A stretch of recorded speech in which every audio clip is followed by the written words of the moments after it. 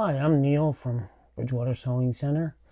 This is a new video on the newest machine we've got in stock called the R8-S II. First, I'm going to start with the needle, of course. I want to check and make sure you have the needle in properly. It's the same as all the other machines. If you zoom in a little bit, you'll notice you have the scar for the cutaway in the needle. The opposite side is a long groove. Goes down to the eye of the needle. The long groove goes to your left, and the cutaway is to your right, and you thread from left to right. Next, we're going to thread the machine up. Start up here, go through the first hole, skip the second hole into the third hole. Over to the pre-tension for the thread. This basically just controls the length of the thread after cut.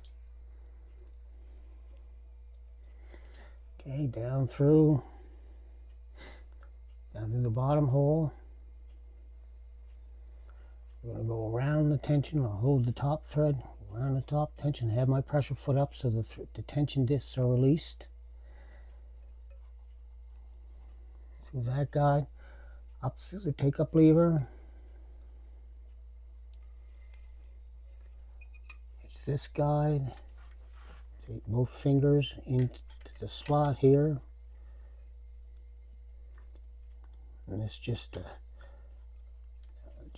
engages the knot, or just a stop for the thread cutters. Into that guide,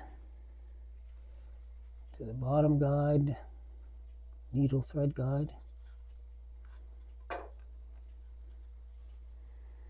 and through the needle, left to right.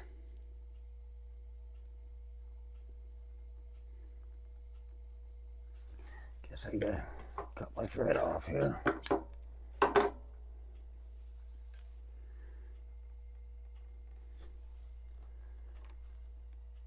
Okay, and that's your top thread. Next, we'd thread up the bobbin winder. Okay, I'm coming from the thread stand through the hole here. It's gonna wrap and around the tension discs. Where'd my thread go? See that hole? Okay, we're threaded there. We're gonna go over to our bobbin. Wind that 2 or 3 different times.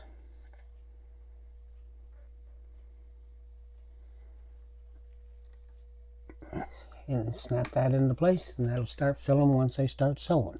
You're always going to have a bobbin filling as you're sewing, and then you don't have to unthread the machine to fill a bobbin. Next, we'll thread up the bobbin case. I've got my bobbin. I usually drop it in so it spins clockwise. Catch it into the groove there underneath the spring, and it goes into the machine just like that. So I'd open up this, kind of push on the machine. Normally I wouldn't do that because you get used to doing it. You just reach in underneath, and I'm going to put the bobbin case in just like that, and we'll give it a snap, and we're ready to go. I'll take the top thread, turn the hand wheel towards me, and bring up my bobbin.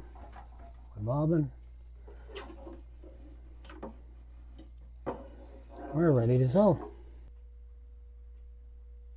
Okay, next I'll show you a little bit about the buttons on the front of the machine. You've got your lifting lever here.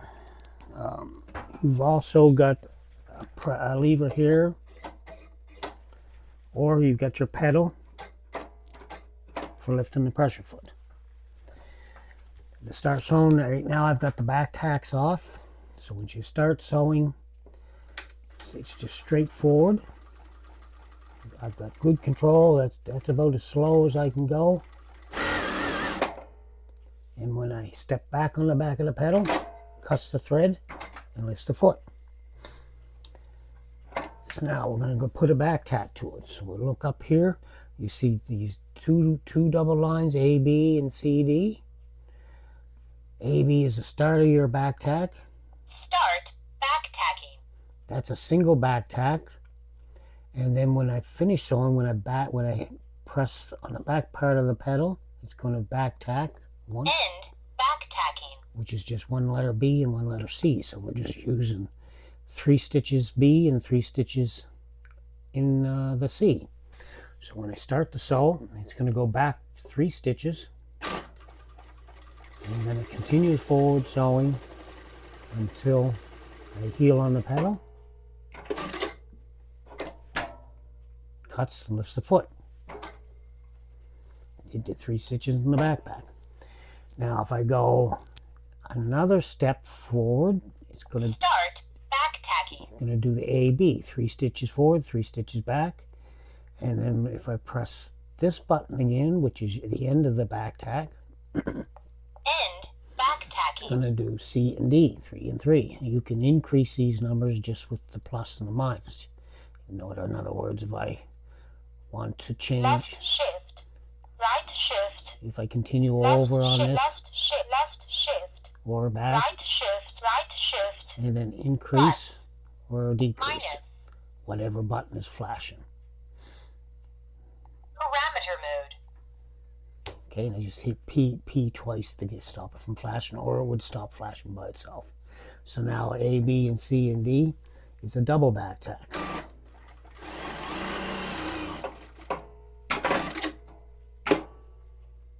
Okay, if I increase it one more time, double start back tacking, double end back tacking.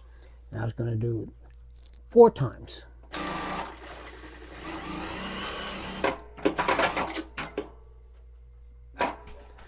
And that controls your back tack.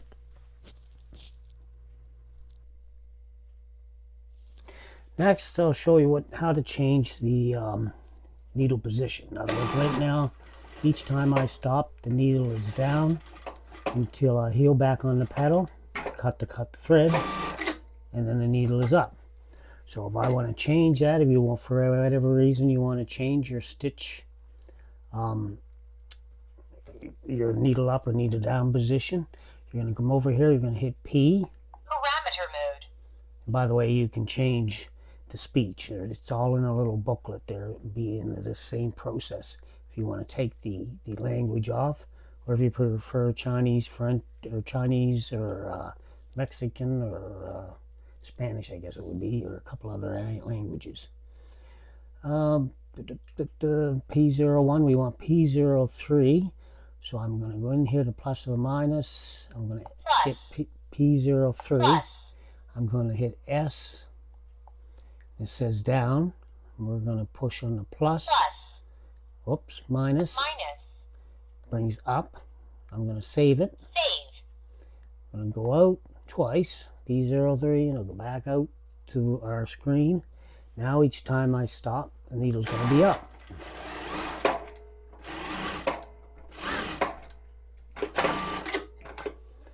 Okay. In most cases, you're going to want that down. So I go back into the parameter mode. Parameter mode.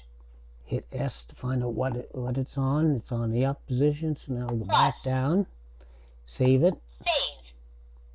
And go back out.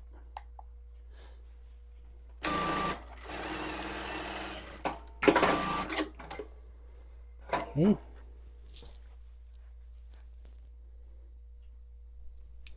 Okay, some of these other patterns, we've gone over this, what these buttons are for. If right now, when we're just in a regular screen, if I push plus, it's 2,600 stitches. I want to slow it down. Decelerate. Decelerate. Or if I want to increase the speed. Accelerate. Accelerate. Accelerate. I've got around 2,600 stitches per minute. That pretty much covers that, how you would change your stitches, your back tack stitches. You notice here that you have a thread cutter. If I wanted to shut the thread cutters off, I would hit that one. The rest of this is incidental. There are patterns if you're into sewing pockets only or something along that line that you needed the exact same stitch every time. And the same as these patterns here, it's not something that you're going to get too much involved in. You notice right here, plus and minus, 3.4 stitches. Of course, this machine doesn't have a reverse lever or a stitch length. It's all built right in here. So if I want to decrease my stitch length, I'm going to push minus or increase it. Plus. And say you get into one of these patterns, you can't figure out how to get out, you got a reset button here, you just hit the reset, it's going to reset it back to factory, and you're all set. Next, we'll cover these buttons, okay? If I step on the pedal, we're just going to do a straight stitch. I hit this button here is your reverse.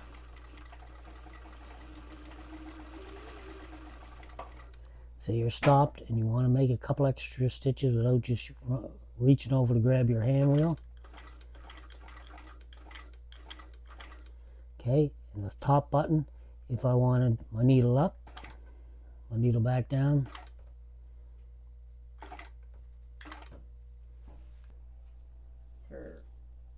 Okay, so up here you're going to see this is the on and off switch. Okay, this is pressure, the same as any other machine. I'm going to tip the machine back. As you notice, here is your oil level. This is a little different than a regular oil bath type sewing machine. The oil container or the oil reservoir is built into the machine. This is your high and low mark. Right now, of course, you can't see any oil in it because I don't have any in it. It's filled from this cap here. You would take this cap off and put your oil in, fill it up to the high, in between the two marks. As long as it's in between the two marks, and your oil pan is actually this unit here. There's no oil pan oil in the bottom part of the machine. It's all built in. Okay, that should pretty much cover the basics on this machine. I hope you enjoyed it. Hopefully it helps a little bit. Thanks for watching.